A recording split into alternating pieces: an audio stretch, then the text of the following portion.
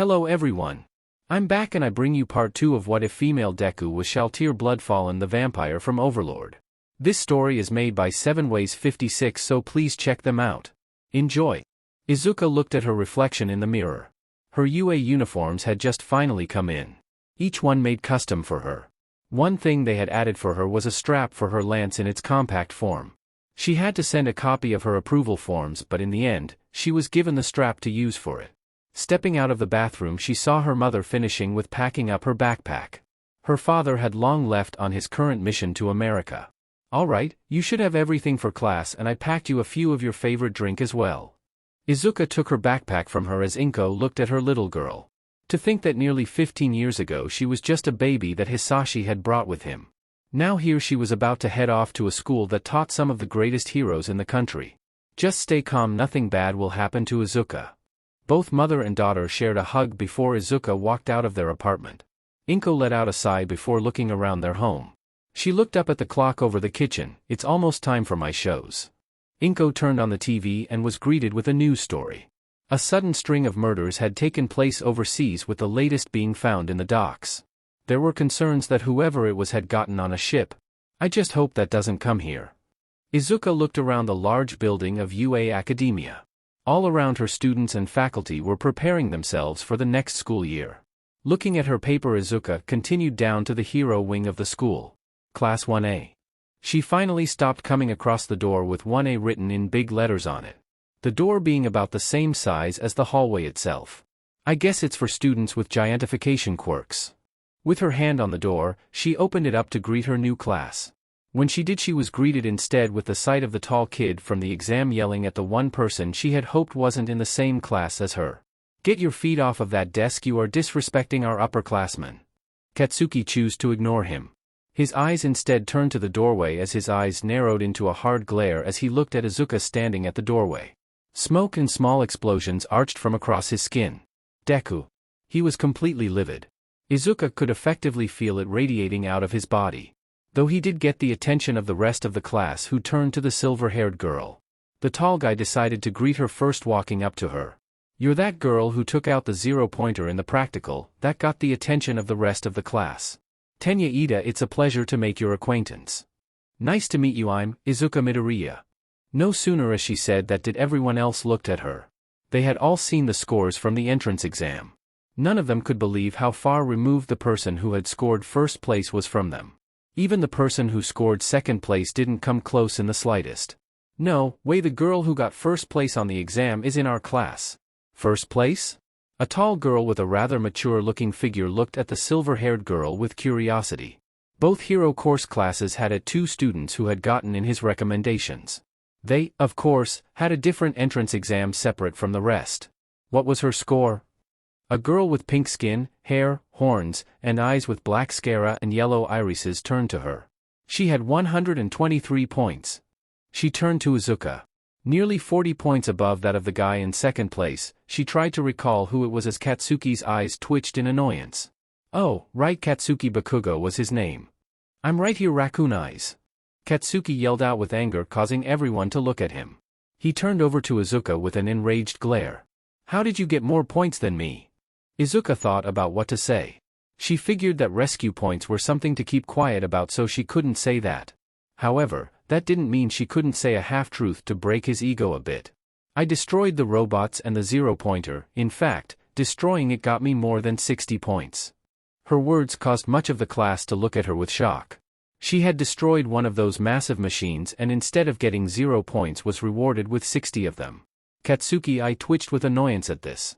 "Oh, hey, looks like we have the same class." Izuka turned around to see Ochako standing in the doorway.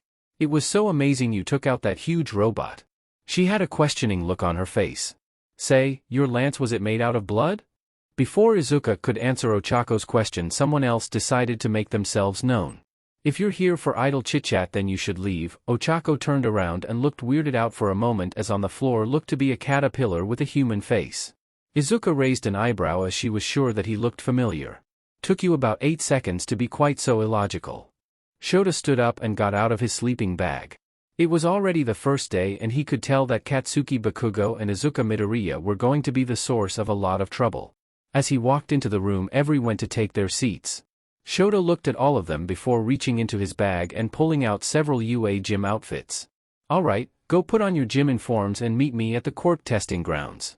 Toshinori was looking at the class schedule. He was going to be a teacher for Class 1A, Applied Heroes was what he would be teaching. Looking over the students for his class, he paused as he saw Izuka's picture. So she's in Class 1A, huh? It did make keeping an eye on her easier. He paused as he looked at who her homeroom teacher was. She got Shota Aizawa. Toshinori was now concerned for Izuka. Shota was known for expelling students and even did so for his whole class last year.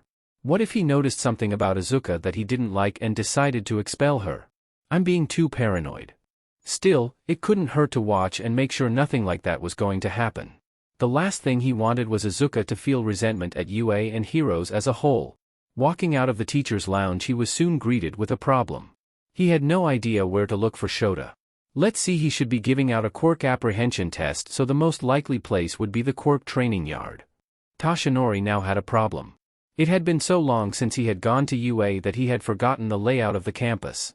He was supposed to be a teacher for this school and he had no idea where he was going. I can just picture Gran Torino laughing at me. Maybe Semitos could point him in the right direction. As he walked down the hallway, he caught the sight of Shota standing out in a gym yard. He also caught sight of his class soon joining him. Well, that solves that problem. Shota looked at the class before him. He had seen the records of each of them fighting the robots. Sure, they had passed the entrance exam and with it, they earned a spot, but it was his turn to evaluate them. His eyes landed on both Izuka and Katsuki as the two of them tried not to make eye contact with the other. Ever since quirks first appeared over 200 years ago, the government hasn't updated their tests for it. He held out a softball in his hands before tossing it to Izuka. Izuka, you got first place in the entrance exam. Being reminded of that caused Katsuki's expression to boil with anger. Izuka and the other students seemed to ignore him for the time being. The silver-haired girl stood in the place where she was likely to throw. So, what is it that I'm supposed to do? You know how you're told not to use your quirk in middle school? Shota received a nod from her. A small smirk appeared on his face at this. I want you to throw the ball while using your quirk. A smirk unconsciously formed on her face at this. Izuka pulled back her hand as a bright light glowed around the ball in her hands. When she let it loose, it rocketed out of her hand with a burning glow. Everyone watched as the ball flew overhead before finally stopping and fell to the ground in the distance. Shota showed his phone to everyone. 1,123.8 meters. Everyone looked at that with excitement. Many of them couldn't wait to use their quirks. Katsuki looked at the score that Shota had shown them. Deku, I will surpass you, mark my words. Shota looked at the students. They were all treating this almost like some sort of game. He glared at this with annoyance before yelling out. You think this is all fun and games? Shota's expression turned rather serious as he looked at each of them. How about this? Whoever ends up in last place will be expelled. That caused everyone to stop. Even Izuka looked at him with a confused expression. Expelling someone after they had earned a spot at UA on the first day at least sounded extreme. Can he actually do that? Her thoughts were soon voiced by Ochako. The gravity quirk users couldn't believe what he was saying. You can't do that, we all earned our place at this school. UA teachers have a lot more freedom than a normal school. Shota put his phone down as he looked at each of them. Each one of them stood and looked at him. This is what UA is all about, breaking you down and molding you into the next generation of heroes. Those that can't stand for this are welcome to leave. Everyone looked at each other. Not a word was said as the extra weight if failure it itself home. Izuka for her part was excited by this. She blinked confused on where that had come from but brushed it off. It's nothing. The first test was the 100 meters dash. Ochako found herself up first with the weird-faced blonde. With a tap on herself, she activated her quirk. As soon as it began, Ochako raced forward with next to no weight on her. The weird-faced boy turned around and let out a blast from his belt. He almost made it to the end but failed shelf his waist as Ochako passed him. 3.84 seconds. Ochako had a small generation at this. That was far better than her score in middle school. The weird-faced boy then finished up soon after her. 4.93 seconds. This went on with each pair using their quirks to aid in their scores. Creative ways like using acid to slide, creating a skateboard from their skin, or leap right over it. Tenya, it seems, took the cake, managing to complete his in under 2 seconds with an implication that he was holding back according to Shota. Izuka and Katsuki were the last two to take the test. A smug smirk formed on Katsuki's face at this. She didn't have anything to do with speed last he checked while he had this in the bag. Looks like you aren't going to be able to win this one, Deku. On the side, Ochako looked at the ash blonde with confusion. Izuka rolled her eyes in annoyance. He had always been like this and it was getting annoying. The moment they were to start, Katsuki let out a huge explosion, rocketing him towards the machine as a single thought echoed through his mind. I can't wait to show her that I'm dash. 2.75 seconds. The machines flashed just before Katsuki passed by. He looked to the side, eyes widened as he noticed that Izuka had actually passed him. 3.18 seconds. Katsuki didn't even register it. He was looking at Izuka. When he crashed into the ground, that's when he was taken out of his shock. Again.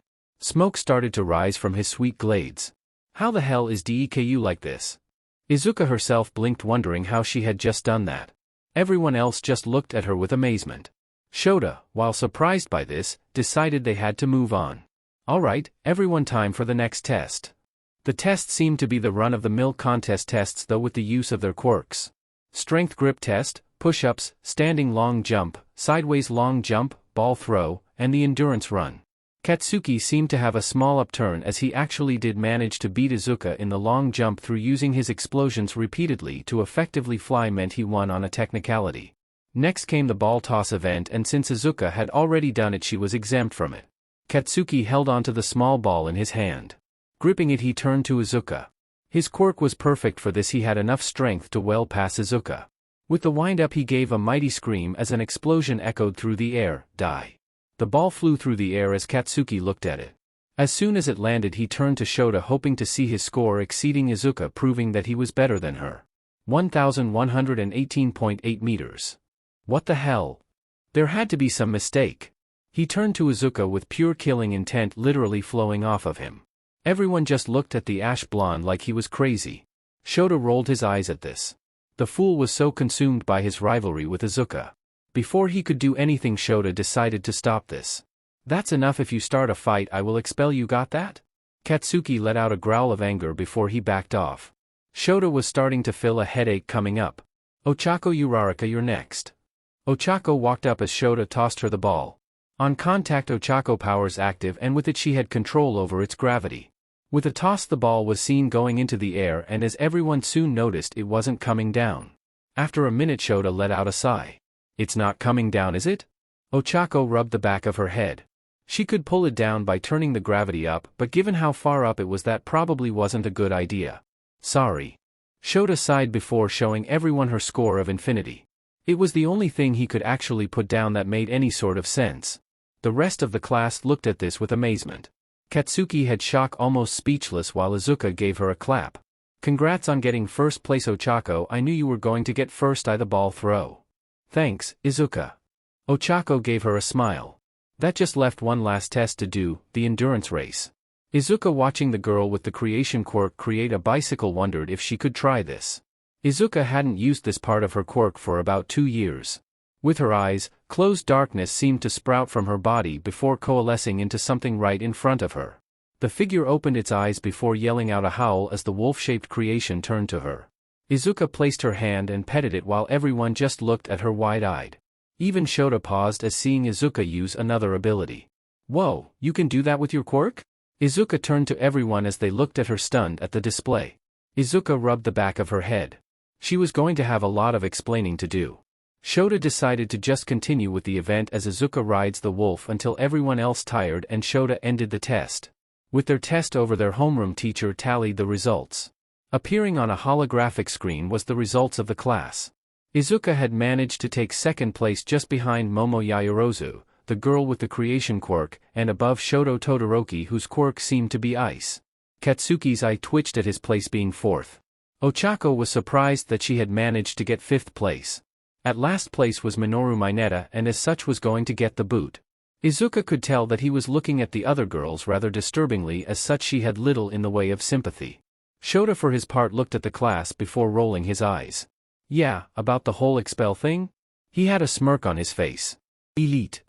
Everyone looked at him shocked. Many of Izuka's fellow students started wanting to know why he would do such a thing. It was a logical ruse to make you all give it your all with your quirks. At least that's what he was telling them. In truth, he couldn't expel any of them. After last year, Nizu made it clear that he had to at least give the students a full semester before he expelled them. The number of complaints they had gotten was too much for the principal to ignore. Though, of course, if the one at the bottom doesn't see any improvement by the end of the semester, I will expel them. That had its desired effect, though personally, Shota didn't hold his breath. After dismissing the class for the day, he turned and walked back to the building. As he did, he turned around and shot a look in a direction with seemingly nothing. I know you were watching my test all night. Nizu looked out the window watching as Shoto's students returned to the locker rooms after his test. The principal had decided to take a look at his quirk apprehension test.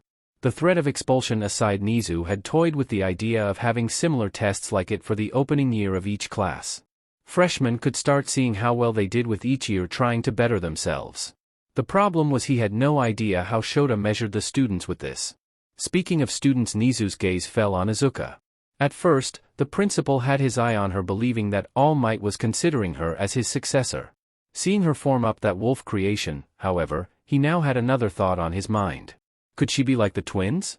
Nizu was aware about someone creating 8 individuals with strange quirks. He was a pro-hero and arguably the smartest being in the world. Nizu was called in from a few old acquaintances to help with a strange lab found near the wilderness. After looking through it, he had found out it was used to create an artificial being. Subject 9, if he recalled, a being who had split in 2 early development. The principal shuddered at the memory. The older of the 2 twins had wanted to skin him alive. Good thing for him, he easily outsmarted them.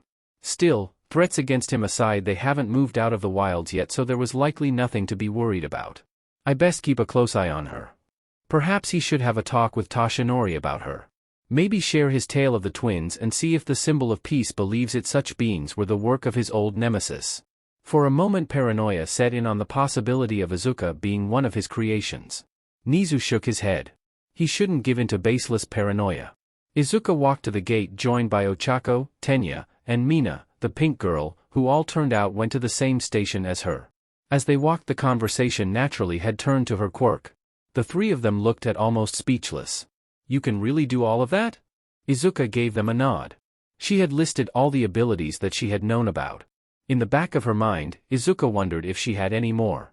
Mina looked at her with confusion. Wait, you don't need to breathe? Yeah, though I do so breathe out of habit. She found that out when she was young. She had stayed underwater for a whole hour before realizing that holding her breath like that was pretty much impossible unless she could breathe through gills. Tenya's eyes fell to the object around her waist. The metal rod had been on his mind for a while now. If you don't mind me asking, why do you have that with you? Izuka looked down at the condensed form of her lance. Taking it off the strap, she held it up for them to see. It's something my dad gave me before he left on a mission. Izuka twisted the handle as it soon shot out, revealing itself to be a lance. He got me the papers to allow me to bring it with me to school and to class. The 3 of them looked at the thing with mixed thoughts.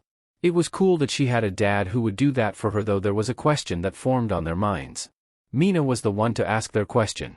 Say, is your father some kind of pro-hero? Yeah, though he mostly does undercover missions. Izuka knew that when it came to the modern era of heroes, undercover heroes were a rarity.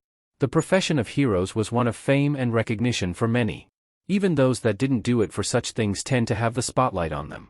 Undercover heroes, much like undercover cops, tend to forego such things, which in the modern era meant that no one was in a rush to be one. He's actually doing a mission right now and I don't know when he'll be back.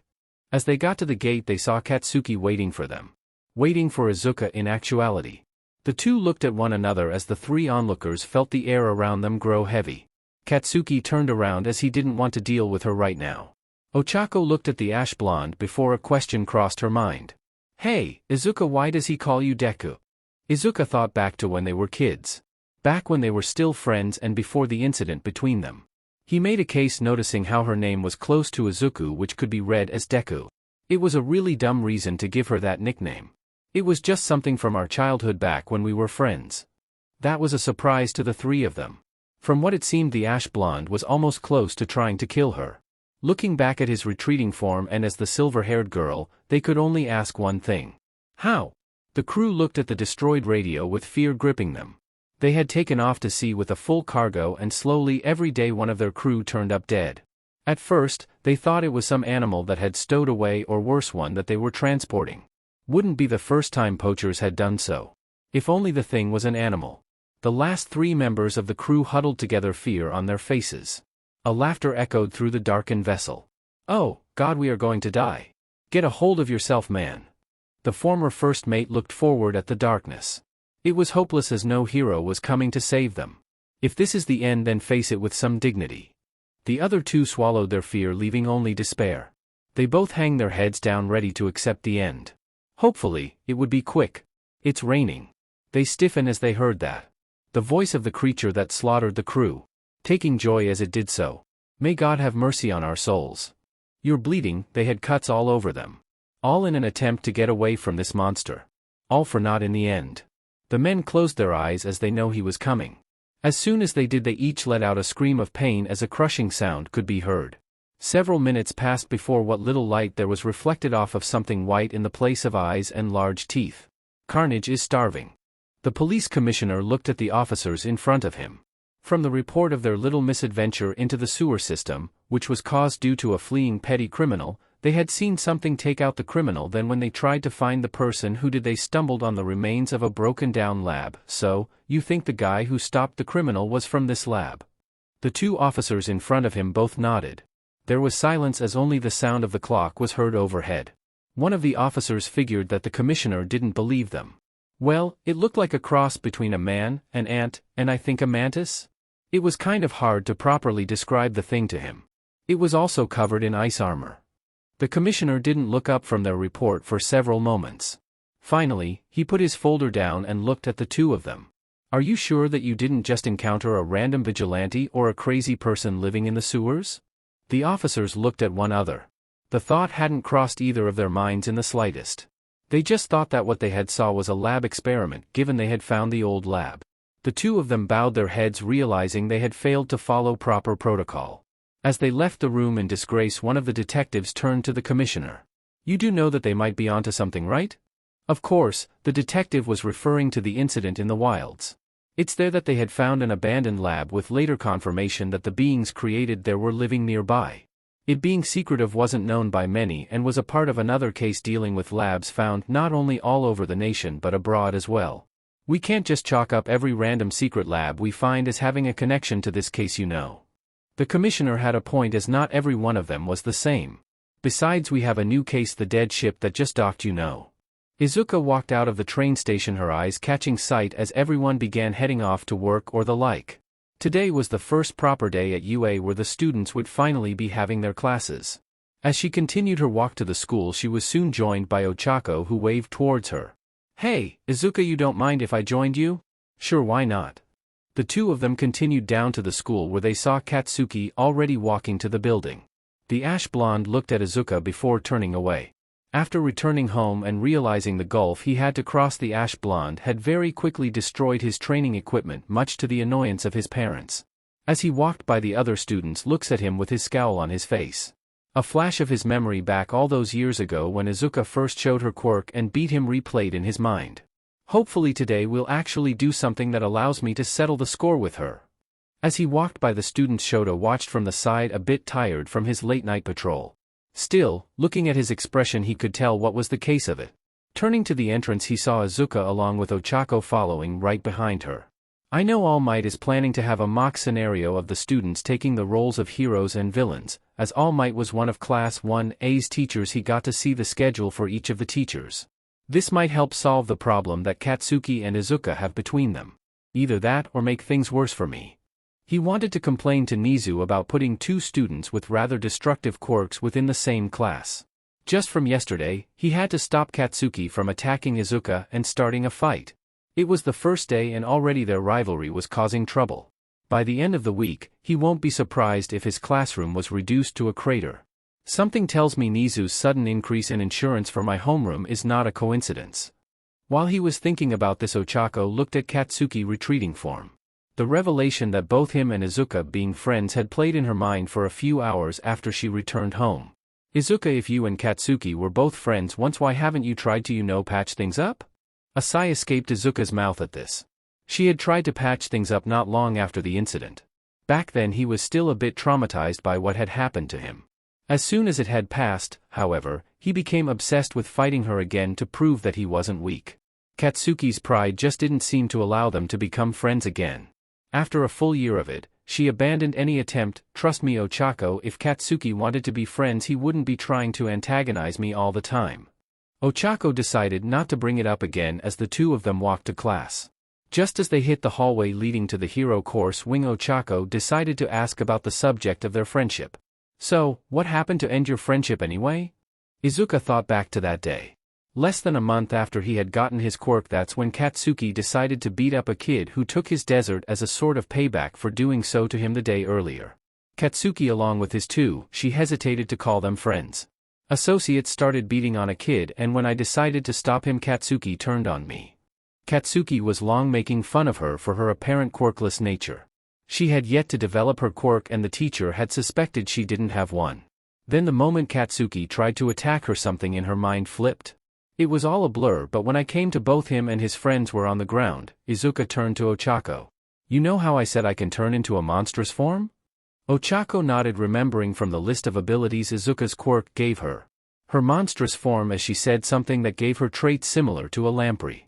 Well, I first used it and I kind of drank enough of Katsuki blood to render him unconscious before I realized what was happening. Ochako didn't know how to respond to that.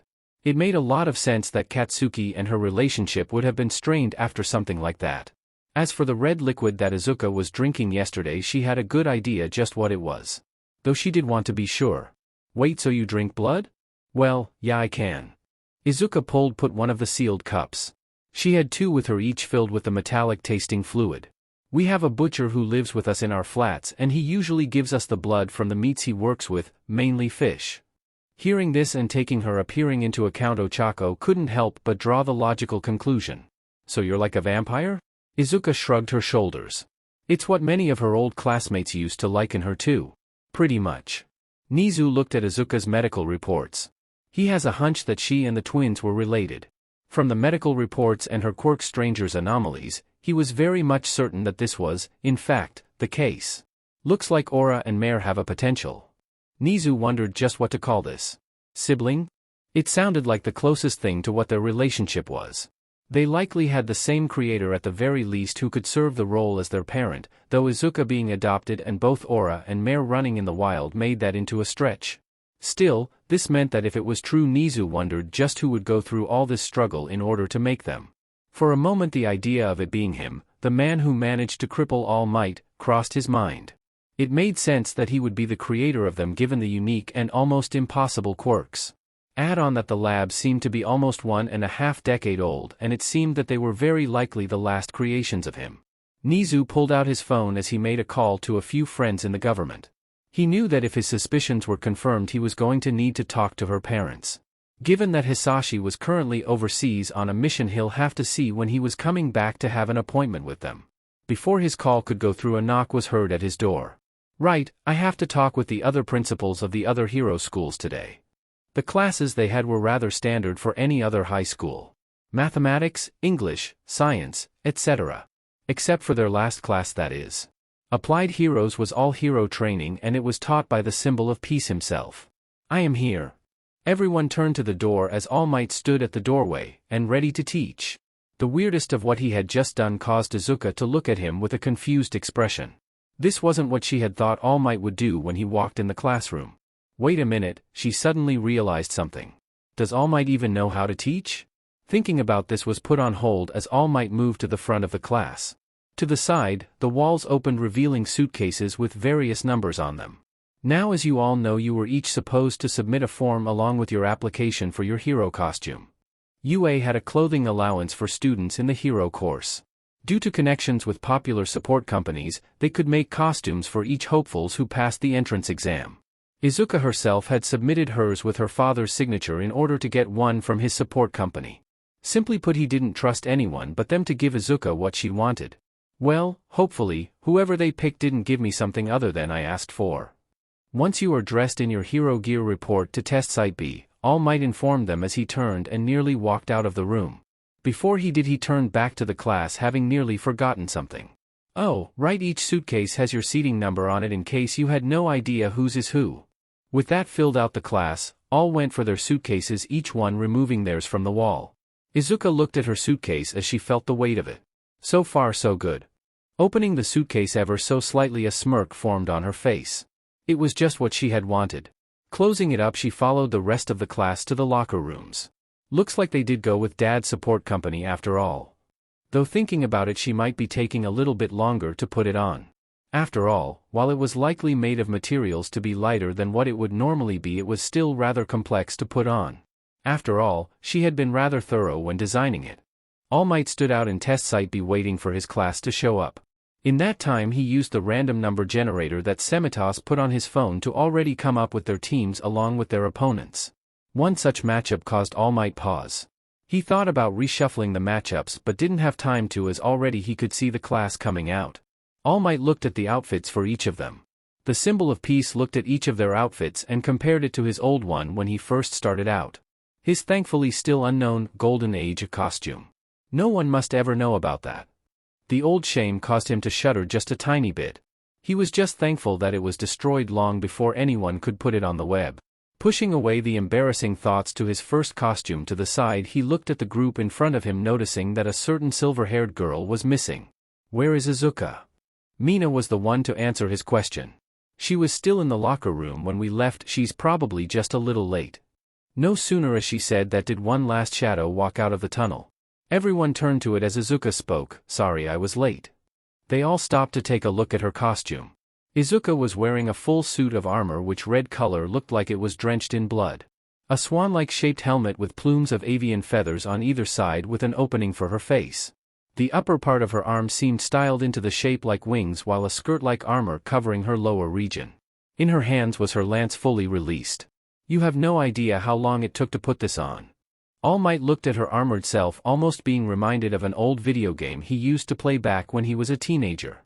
Valkyrie Chronicles Deluxe, if he recalled it. She does look like one of them.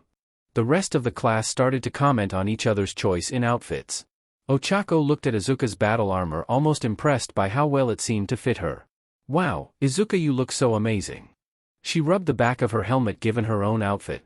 I think I should have specified mine a bit more. Izuka looked at Ochako's outfit, wondering if her outfit was made by a pervert. Her eyes seemed to wander up and down her form as she took it all in. Izuka would admit that she was attracted to girls, and Ochako's outfit didn't leave much to her imagination. I think it looks great on you. Ah, really? Ochako blushed slightly and turned away. Off to the side, Izuka caught sight of the class pervert holding a thumbs up at this. For a moment she wondered if it would be wrong to hit him over the head with her lance a few times. Not to kill him, no, she was just going to hit him until he stopped moving. No, Izuka pushed away the bad thoughts. It was really tempting to beat the little pervert to near death. All Might got everyone's attention with a cough. He would normally let them socialize a bit more, but they had a class to do and for him a time limit to think about. With the class turned to him, it was time to get back on track. Alright, listen up everyone, we are going to be simulating a classic scenario, a team of heroes infiltrating the hideout of the villains to prevent them from using their device. He pulled out his phone to everyone. I have already paired you each up with a teammate and decided on who would face who thanks to a random number generator. That caused the students to look around. Each one wondering just who their teammates were. Katsuki turned to Izuka as a part of his mind entertained the idea that he and she had been paired up. He naturally didn't like this thought one bit. Our first two teams will be Izuka Midoriya. Katsuki froze up at this before All Might finished, and Ochako Uraraka as the villains versus Katsuki Bakugo and Eijiro Kirishima as the heroes. Katsuki Bakugo turned to Izuka with a smile on his face. Finally, after more than 10 years he would have his fight with Izuka and prove that he was better than her. There was just one thing, who is Eijiro? The spiky red head next to him looked at Katsuki with annoyance. They did just yell everyone their names yesterday after all. Izuka looked at Katsuki as she wanted to roll her eyes. He's way to focus on this rivalry. Inwardly a part of Izuka couldn't wait to put Katsuki in his place. After holding back for more than 10 years she felt the need to put an end to his foolishness. Ochako looked at Izuka as the look in her eyes seemed slightly unsettling to her. I guess this has been a long time coming between the both of them. Eijiro looked at Katsuki and Izuka before letting out a sigh. He could already tell that he was going to be ignored heavily by his teammate. Well, hopefully, he can keep Izuka busy. He would admit the idea of fighting Izuka didn't sound all that appealing. Just from yesterday, he could tell she would be a nightmare to face.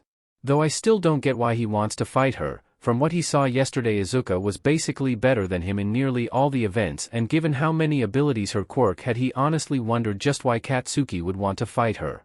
Ochako can't be all that of a tough opponent, right? All Might, looking between both Katsuki and Izuka, could feel himself regretting this decision. At best the two of them would just fight with each other, and at worst, he might have to actually step in. Maybe I should have redone the teams after all. All for One looked at the reading for his creation. If only he didn't have limited resources, he could have created a much better being to take on his hated foe. There was at least certain benefits to creating these things, however. For one, they were much easier to control, which meant he didn't have to watch over and oversee them. Besides, with its abilities, I'm confident that it would be able to best All Might. The creature in question was based one of his first creations, albeit unintentional. When he first discovered his quirk, he had gained many followers who he would occasionally reward with quirks. When given to quirkless, they took to their new powers rather easily, but giving it to someone with a quirk tend to create mindless drones. Still, compared to those drones, this one was much more advanced, to say the least. An update appeared on his computer screens. It seemed that the lab where Subject 15 was being developed had finally been found, with the subject in question being chalked up as either a vigilante or as a crazy man living in the sewers and underground old subway and city complexes. That makes 6 of my 8 children. The only 2 missing were Subject 12 and Subject 20. Like the others, he suspected that they were already wandering around but couldn't find anything confirming either. He did have his suspicions, however, as there was suddenly a new upcoming criminal lord within the underworld. A potential rival whose description matched one of his creations. Whether they were or not they were his creation, the fact they had grown into a reasonable threat was unsettling. In fact, he just barely had one such group under his control. Though control was a rather loose use of the term. It was more like the old idea of a vessel, and from what he knew they would likely break away when they could. Still, the fact my control over the underworld is weakened is a good indication that my fears were not unwarranted. A shadowy mist formed within his room before condescending into the vague shape of a man with a metal brace around his neck. Ah, Kurojiru, what do you have to report? Well, Sir Jiren has managed to confirm that All Might is indeed teaching at U.A. He reached into his coat pocket and pulled out his phone, and with it a new article. On it was talk about a dead ship docking along with a few murders by the docks. It seems that we found out where Subject 5 currently is. Kurojiru was one of few people he trusted with knowledge of his creations. After all, if something bad had happened to him, then someone was needed to train his children to take their place. Yes, sadly he's in the territory of the new upstart. Frustration flared up for a brief moment within All for One's mind. As soon as it appeared, it was gone as he realized that given how Subject 5 turned out, nothing could be gained from fetching him. Subject 5 was one of the first that appeared on the news, and so far from the reports he was at best unstable and at worst completely uncontrollable. Everywhere he moved dead bodies could be found. Yes, well, if we are lucky he would take them out along with maybe a few heroes. On the word about his children, the screen in front of him flashed showing Izuka. On that end, I have managed to locate Subject 6 along with possibly Subject 15. Kurojiru looked at Izuka's doctor report. From this, it was likely that she wasn't far from where they had set up their hideout. It wouldn't be too hard for them to locate her and bring her back to their organization. Do you want me to fetch your wayward daughter, sir? All for One was tempted to have Kurojiru go and bring her back. However, like with Subject 5, there was a possibility that she was corrupted in a sense from what he had expected. Being adopted and raised from such a young age meant that anything was possible. Though it could be possible that her original personality could be intact. Each of his creations was programmed a personality which was to various degrees complete for each. Subject 6 was completely uploaded, for lack of a better term, and was most likely still there. Perhaps we could bring her back to help lead my organization. Though if he did bring her back, there was the question of Tamura. His apprentices and basically adopted son. On one hand, Tamura did once say he had wanted a sibling, but that was something he wasn't so sure he wanted. Never mind, Izuka was one of his original picks to take over his criminal empire, while Tamura was more if a replacement. Not right now, Kurojiru. Once we are done with All Might we can see to getting her back. Kurojiru wasn't so sure if that was the best course of action. There was a possibility that their attack could end with Tamura and him captured. In his mind, it made more sense to get back at least one or more of all for one's kids just in case. Though it was likely that the criminal mastermind knew something that he didn't or had a plan just in case. I'll head back to Tamura. When will the weapon be ready? He's already ready, though I won't give him to you and Tamura until you are ready for your attack. That, and he wanted to ready the weapon to take orders from Tamura. A simple thing to do. Kurojiiri gave a nod before his body expanded into mists and left all for one by himself yet again. Naomasa looked through the sewer system with his flashlight in hand. The police detective was looking through the underground system in order to find out if the two officers from before were not mistaken in what they had seen. Officially, at least, that was why he was down here. In actuality, he suspected that they were right and that something was down here. It's surprisingly cold down here. Given how a sewer usually was, Naomasa suspected that the temperature would have been hot. Instead, it was feeling more like it was winter instead of being spring. He saw a broken hole in the wall and the remains of the lab that the two officers were talking about. The computers seemed to be broken and the cooling system within the place appeared to be leaking out into the underground area. Ice was literally seen forming around on the walls. Walking through the walls, he saw that the lab was much bigger than they had said, as it looked like it was built into one of the old subway tunnels that were left abandoned for nearly 200 years. Naomasa stopped and moved the flashlight around as he thought he heard something. After a few minutes with nothing happening, he figured that it was nothing. He turned around and was met with what looked like, to him, ice armor and moved back before his flashlight revealed the insect creature that the officers had talked about looking at him. Naosama almost dropped the flashlight in his hands as the two of them stared at each other. After what felt like a lifetime, the police detective spoke to the creature in front of him. Ashiru. Izuka and Ochako both stood in the top floor of the building that they were using as their hideout for this test. In the middle of the room was a fake nuclear device that was the objective of this whole thing. If the heroes managed to get to it or capture the villains, then they win. If the villains managed to outlast the heroes or capture them, then they won. So Izuka, what's the plan? The silver-haired girl already knew that Katsuki was going to try to face her one-on-one. Ijiro would probably try to at least keep some semblance of teamwork, but that wouldn't matter once she confronted them. Ochako, how good are you with hand-to-hand fighting? I kind of wanted to become a rescue hero, so I never really tried to learn how to, Ochako admitted, feeling rather embarrassed by this. She knew she should have taken self-defense classes, but given her parents' financial state, that wasn't going to happen. Izuka looked at her partner before letting out a sigh. This at least helped her make up her mind as to what she was going to do. The darkness surrounded her before forming out around her three wolves, each one looking forward with glowing red eyes. All right, Ochako, these three are under your command. The gravity quirk user looked at the rather menacing creations of Izuka. Each one stared back at her, having been ordered by Izuka to respond to her orders. Sit. The wolves did sit, causing Ochako to feel weirded out by all of this. So, what am I supposed to use them for exactly? They are to help you with Ijiro, Izuka explained as the wolves continued to stare at Ochako. Kaken is likely to come at me while Ijiro would come for you. These guys are supposed to handle him so that you can use your quirk on him. Izuka raised an eyebrow in confusion. Actually, I didn't ask how much gravity can you make something feel? Ochako had told Izuka about her ability to multiply the of gravity someone felt when they first met. The silver-haired girl wondered what the upper limit of it was for her. It depends on the object. A small one like the softball from yesterday, I could magnify it to something of around 100 times Earth's gravity, she had remembered when she found that out. Thankfully, the ball she was holding in middle school was only dropped a few feet. Someone of Ijiro's size, I could probably get somewhere between 10 and maybe 30 times Earth's gravity. Her answer caused Izuka to raise an eyebrow. It was clear that Ochako had no idea, probably owing to having never done it to anyone before. Understandable, given that doing so would be violating the law. Alright, whichever works to slow him down, either increase his gravity or nullify it. Izuka gripped her lance in her hands. While you're at it, you might want to block all but one entrance. Izuka walked down the stair and to the other levels. Ochako turned to the wolves and the metal boxes all around. She looked out the window, wondering what their opponents were planning. Outside the building, Ijiro just gave up on trying to get Katsuki to even entertain the idea of teamwork. Katsuki was just so focused on finally settling the score between him and Izuka to care.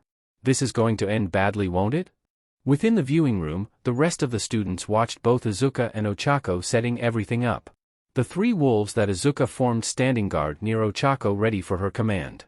Katsuki was ignoring any attempt at Ijiro to form a battle plan and Izuka was walking down the floors. I think Izuka and Ochako look like they are going to win, one of the students with a blonde hair that had a streak shaped like a lightning bolt commented, speaking what most of them thought. I mean, Ijiro has someone who looks like he has a single goal on his mind. It was only a day and everyone could tell that Katsuki was almost consumed by his goal on being better than Izuka. The moment everyone knew that both him and Izuka was going to be against each other, everyone knew what was going to happen. Even All Might knew that Katsuki was handicapping his team in the long run. Rivalry can be used as a means to better both heroes by driving them forward. All Might recalled several such instances of this happening with major heroes in many countries. However, being consumed by such a rivalry is unhealthy and can make one do shameful things if left to continue. Some pro heroes were known to fall from grace because of going beyond reason in order to defeat their rival. From working with villains to doing drugs that were supposed to help enhance their bodies or quirks, such things usually set the hero down a dark path. All Might remembered one such fallen hero from his time starting out as a hero. They allowed a powerful crime lord to effectively turn a city into a war zone just to get his rival out and fight him. A dreadful action which brought the starting out All Might to step in and put the fallen hero down, breaking his body so bad that he effectively could move from the waist down. Young Katsuki don't follow down that path. On the screens, the timer finally came out as a ringing sound echoed through test site B. It was time for both teams to begin. Almost immediately Katsuki left Ijiro as he raced into the building, effectively showing how little he seemed to care about teamwork and how much he seemed to be obsessed with Izuka.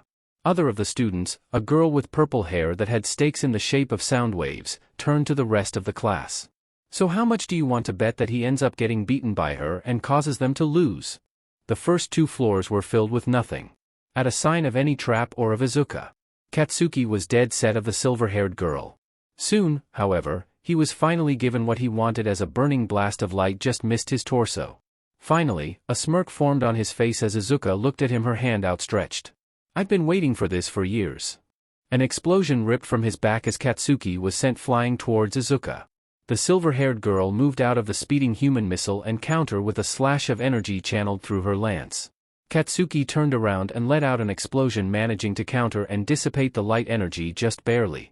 Izuka raced forward and landed a punch straight to his jaw, sending Katsuki to the ground. The ash blonde pulled himself up as he looked at her. A snarl formed on his face as he looked at her. Is that all you got? The sounds of explosions echoed through the floor as Ijiro raced towards the sound. Before he could get there, one of the walls was blown up, kicking dust into the air.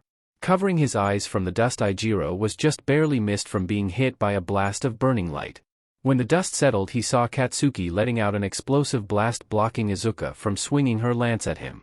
Ijiro hardened his skin into a rock-like texture as he was about to jump in to help Katsuki. He was stopped by a death glare from Katsuki. The ash blonde was going to fight Izuka on his own, and if Ijiro got in his way, he was going to blast him with explosions until he fell over. Ijiro turned around and raced for the top floor instead, if possibly being forced into a 3-way fight. In that brief moment, Izuka appeared to his side and slammed him neck first into the wall nearby. Izuka looked at his eyes with her own. There was a small smirk on her face as she saw the near-insane rage within Katsuki's eyes. You know, Kaken, I knew that we ever fought you wouldn't stand a chance. Katsuki placed her hand over her open chest and let out a massive explosion, knocking her off of him and back. He dropped down and noticed that her lance had fallen. Before he could get to it and deny her the weapon, a red whip made of blood grabbed the weapon and pulled it back to Izuka's hand. Damn it! Izuka looked at him as the blood from her purposely cut open cheek went out to her open hand. The red fluid shifted and formed into a replica of her lance. Katsuki cursed under his breath at this. Lucky for him, one of the gauntlets glowed, giving him just what he needed. As Izuka came forward, he pulled the pin from the grenade-shaped gauntlets. Izuka's eyes caught sight of the hole pointed at her. Just at the entrance of the 4th floor, Ijiro felt the building shack as a massive explosion ripped through the building before blasting a hole out of the side of it. What the hell did he just do?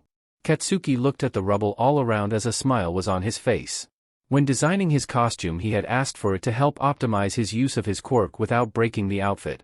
While he was at it, he had figured he could create a means to store his explosive suite. Finally, I am better than. His eyes widened as he saw a figure still standing in the dust. No fucking way. Izuka was still standing with her free hand outstretched. Blood was plastered all around her as Katsuki realized what she had done. The moment he let loose his explosive blast, Izuka had pulled out all the blood she could into a makeshift shield. Her expression looked a bit disappointed though. That wasn't as strong as I thought it would be. All Might couldn't believe how reckless Katsuki was being. That blast could have run the risk of killing someone. Even though Izuka had managed to, in his eyes, block the blunt of the attack, the damage he had done to the building alone would be enough to cause panic if this was a real fight. Most of the class, however, were amazed by this. Wow, did you see that? Minato looked at Izuka with amazement. She's not even fazed by what he just did. The bird-headed student Fumikage looked at the aftermath between the two of them.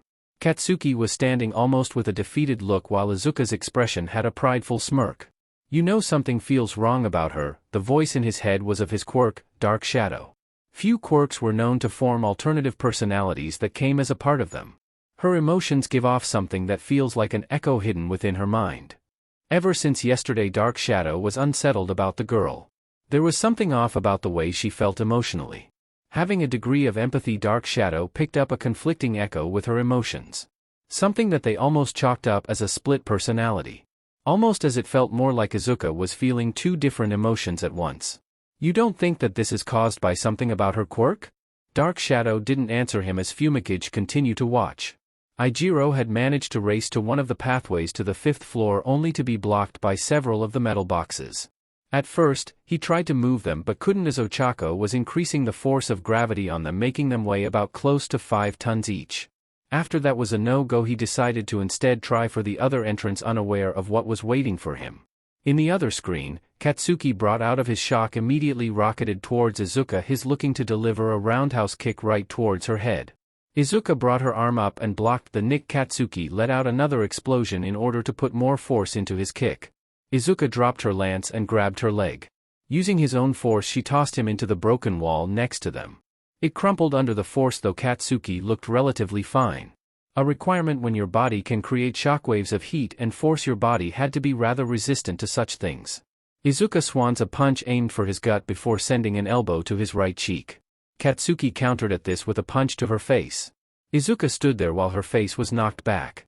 Katsuki had a smirk at this. Due to his quirk, his bones were practically harder than steel. Combine it with the reinforced muscle fibers and he was fairly strong. His fists practically hit harder than what they should, and thanks to his resistance to shockwaves he could actually afford to hit something as hard as he needed to with no real risk to himself. Izuka decided to put an end to this. Katsuki throws a punch which she caught. Grabbing his arm, she twirled it over her shoulder and then dipped him to the ground. With her foot on his neck, she applied pressure. That enough of this? Katsuki looked at his other arm as his gauntlet glowed. In desperation to win, he tried to bring it to his mouth only for Izuka to stomp on his face, pushing it into the ground and preventing him from trying. There was still one thing he could try. With a spark, Katsuki's whole body was enveloped in an explosion. Izuka was actually knocked back by the shockwave while the ground below Katsuki collapsed. He grounded at the sudden impact but raised his arm. This was it all or nothing to defeat Izuka. He ignored All Might's voice in his ear. To hell with the test, I am winning against Deku. He pulled the pen as another explosion ripped through the floor above him and shocked the building yet another. The upper 3 floors shook as the support to the building was broken. Soon, a few minutes later, the building looked like it was collapsing as the top 2 floors fell over. Out the top window, Ochako was saved by Izuka's wolves, which pulled out of the window. Izuka almost jumped out, dodging the rubble as the building collapsed on themselves. No sooner as they had gotten out did All Might show up to the scene and hastily started removing the rubble. Several blocks of it were punched out as Ijiro stood, his whole form hardened as he looked around with a pissed expression on his face. What the hell? All Might pushed out the rubble, showing a barely conscious and somewhat harmed Katsuki. He looked at All Might, who stared at him with disappointment, and Izuka, who had dodged his last attack. I lose. With that, unconsciousness claimed him as one single thought echoed in his mind. Damn it, Deku. All Might let out a sigh at this. Katsuki ignored his orders and had tried to bring the whole building down. In short, he let his rivalry with Izuka completely blind him to the point he was willing to risk their lives to win. This is not a good sign at the very least. Naturally, what Katsuki had done disqualified both him and his team. Izuka and Ochako were named the winners, and the unconscious Katsuki was sent to Recovery Girl to be healed. As soon as the class had ended, Toshinori was brought to Nizu along with Shota to discuss what had just happened. The principal looked at the two of them as he thought about the actions of one of their students. This is troubling to know that one of our students would let this happen. Nizu was starting to regret his discussion to put them both in the same class. He had hoped the class would temper the rivalry or inspired the rest of the class. Instead, it looked like they had only succeeded in endangering both themselves and their classmates. Shota knew that this was going to happen eventually. The fact, it literally happened on their second day at UA. As far as he was concerned, they couldn't let this happen ever again. I propose we expel Katsuki Bakugo from the hero course. Tashinori turned to him in shock while Nizu for his part was curious as to what Shota's reasons were. Usually, expelling a student from the hero course was done for many great offenses, but this early on seemed a bit extreme. Let's look at the facts. Katsuki Bakugo seems naturally inclined to provoke Izuka Midoriya at any point, he let out a sigh. Granted, Izuka seems aware of this rivalry and from what I can see occasionally proves Katsuki back, but not to this degree. Nizu was rather hesitant to remove Katsuki from Shota's class. Call it paranoia, but given Izuka's likely origins, he would rather they keep someone who could help with stopping her should the need arise. He turned to Tashinori to get his input on all of this before he makes his decision.